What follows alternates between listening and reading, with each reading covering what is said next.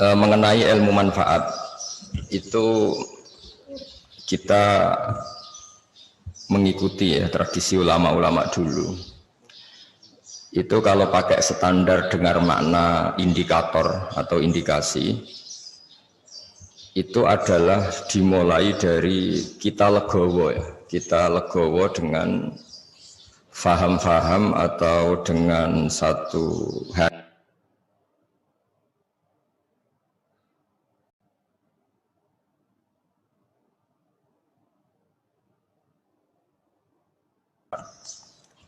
Jadi misalnya ada orang fasik atau sedang salah atau sedang goblok, sedang tidak pinter, itu kita harus membahasakan sedang. Sedang itu ya mutalabis bitilkal fi'lah atau mutalabis bitilkal halah. Ini penting sebagai mukaddimah karena awal kerusakan agama ini dimulai dari gerakan-gerakan yang mudah mengkafirkan kelompok lain, sehingga ini memutus harapan. Jadi saya mohon kepada Bapak Profesor, Bapak semualah yang terlibat dalam pendidikan itu, terutama ini menyemaikan harapan. Orang yang sekarang sedang jatuh bisa saja suatu saat bangkit. Yang sedang fasik bisa saja suatu saat soleh. Sehingga agama ini diperuntukkan limangka nayarjuwa wal yaumal akhir, bagi yang selalu berpengharapan. Sehingga agama ini tidak boleh main vonis, mengkafirkan orang lain, terus kemudian menganggap kelompok lain tidak termasuk Islam, itu tidak boleh. Sebab itu ciri khas ahli sunnah wal jamaah yang diimplementasikan akidah NU di Indonesia, atau kalau dalam bahasa PBNU itu sudah ahli sunnah masih ditambahi an-nahdiyah. Itu dimulai dari apa? Ciri khas ahli sunnah itu dimulai apa? Yang tidak mudah mengkafirkan orang lain. Karena sekali gerakan ini itu tumbuh dan kita masuk ke situ, maka orang Islam itu otomatis berkurang. Karena yang hakikatnya masih muslim, kita anggap kafir. Yang hakikatnya suatu saat tobat, kita vonis atau kita statuskan, kita stigmasi sebagai orang yang jelek. Sehingga nggak ada harapan lain lagi untuk baik.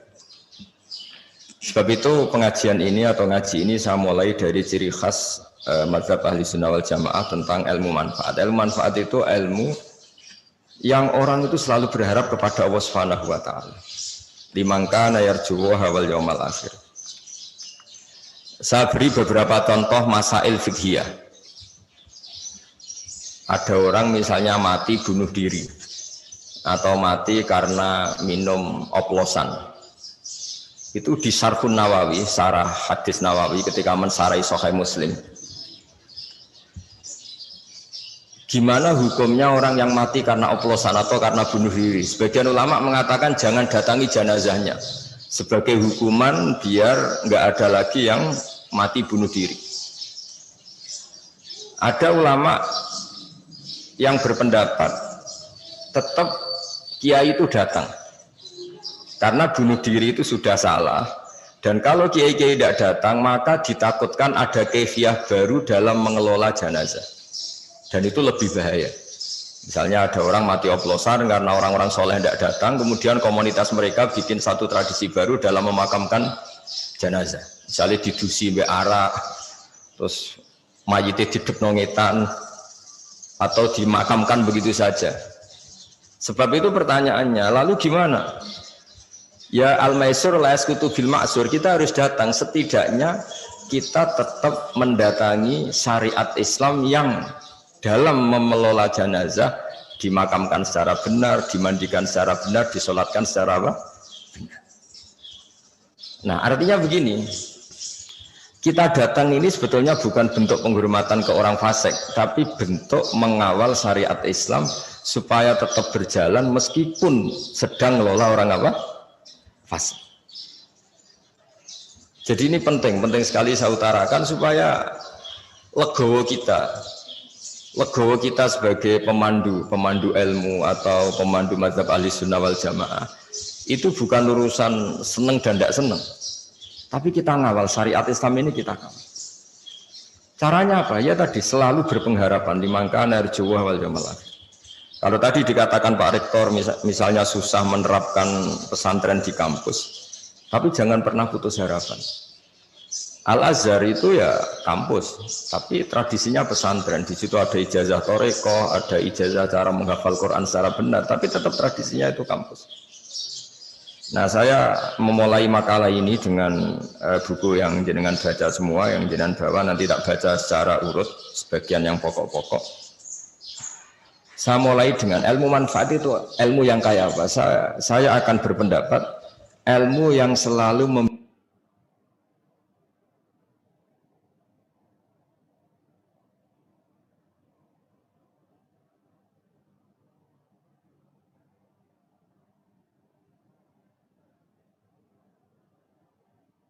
menunggu harapan, menunggu suatu saat ada kebaikan, ada hari yang lebih baik. Nah, itu dimulai dari mana? Dimulai misalnya seorang bapak yang awam, yang mungkin lugu atau bodoh selalu bilang, "Le kejo koyok bapak." Akhirnya anaknya sekolah dan lebih baik. Ada orang yang nyuwun sewu mungkin dia maling atau copet atau apa. Kalau ngandani anak wis bapak tok cung sing lakoni ning penjara, kowe aja sampai nasibmu koyok bapak. Dan dari harapan seorang bapak yang terpidana ini kemudian lahirlah anak-anak yang soleh. Ketika orang-orang kafir Mekah yang sangat sadis kepada Rasulullah SAW itu sampai Malakul Jibal itu enggak tega. Terus menawarkan, ya Rasulullah, hari ini saya diutus Allah untuk apa?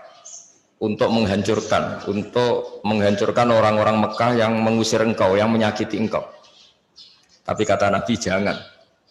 Asallahu ayyukhrija min aslabihim ya'budullaha wa la yusyriku bihi syai'an. Mungkin bapaknya kafir, tapi saya berharap nanti anak-anaknya menjadi mukmin. Jadi orang yang kafir saja Nabi tidak butuh harapan. Ini bukti itu ada di hadis sahih di Bukhari. Dan betul, Abu Lahab punya putri namanya Durrah. Ada yang baca Darrah, itu mukminah sholihah. Abu Jahal punya anak namanya Ikrimah, ini termasuk sahabiyun jalilun. Jadi agama ini digerakkan oleh harapan, limangkan erjuwah. Bahkan ketika bapaknya belum, kan banyak sekarang di Indonesia. Banyak di Indonesia itu orang yang nggak bisa baca Quran, anaknya hafid. Dimulai dari mana? Dimulai dari sebuah apa? Harapan. Limangkan arjuwah wal yaumal akhir.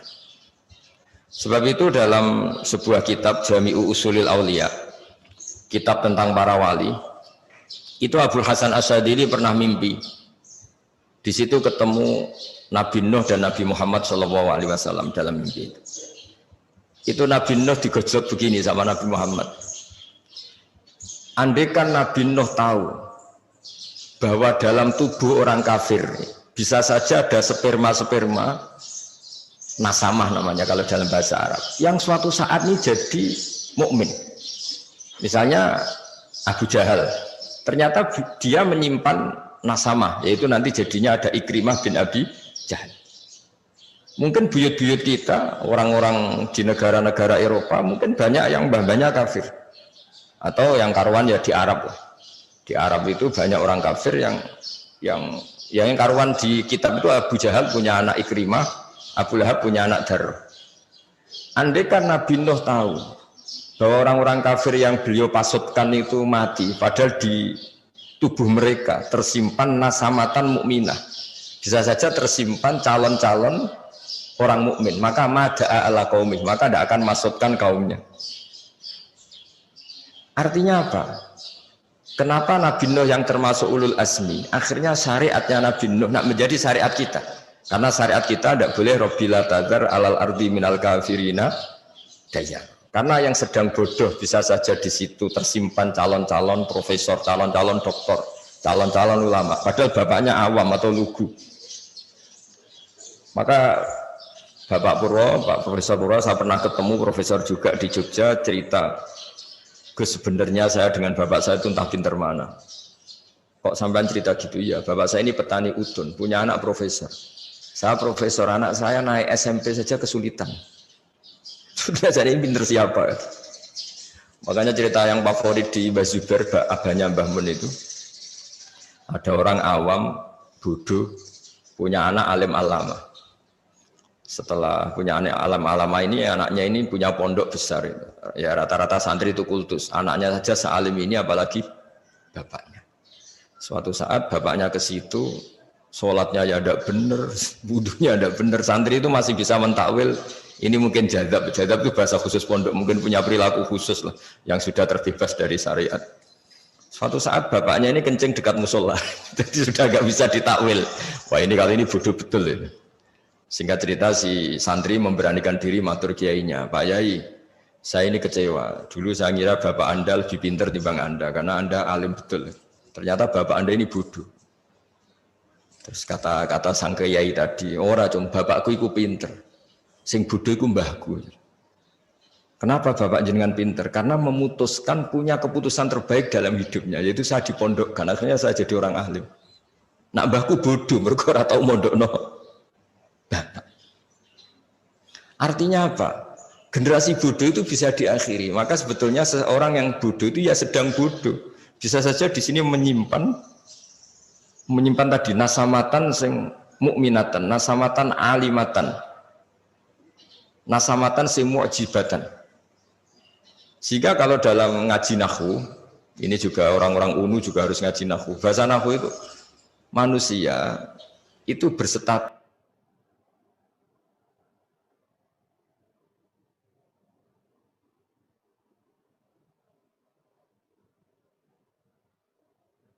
Ya sebetulnya sedang soleh, bisa saja kita su'ul khotimah, sehingga tetap disuruh berdoa ya muqallibal qulub tsabbit qalbi ala din.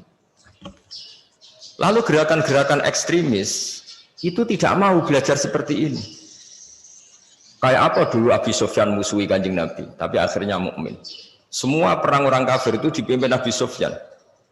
Dulu ketika Nabi orang Islam kalah di perang Uhud, panglimanya orang kafir itu Wahsy, apa itu? Khalid bin Walid, tapi akhirnya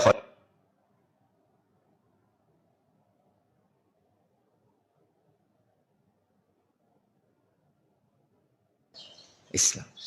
Maka ilmu nahwu itu penting, berarti fasikun ya di terjemahnya sebetulnya sedang fasik, bukan berstatus fasik, bukan berstatus permanen fasik. Sehingga itu dipelajari oleh ulama-ulama. Kenapa? Karena dengan cara seperti itu ada harapan. Maka saya mohon misalnya Universitas NU yang di Jogja, misalnya masih kecil ya berharap lebih besar, misalnya kurang baik berharap akan lebih baik. Pokoknya walhasil itu jangan sampai orang itu tidak punya harapan.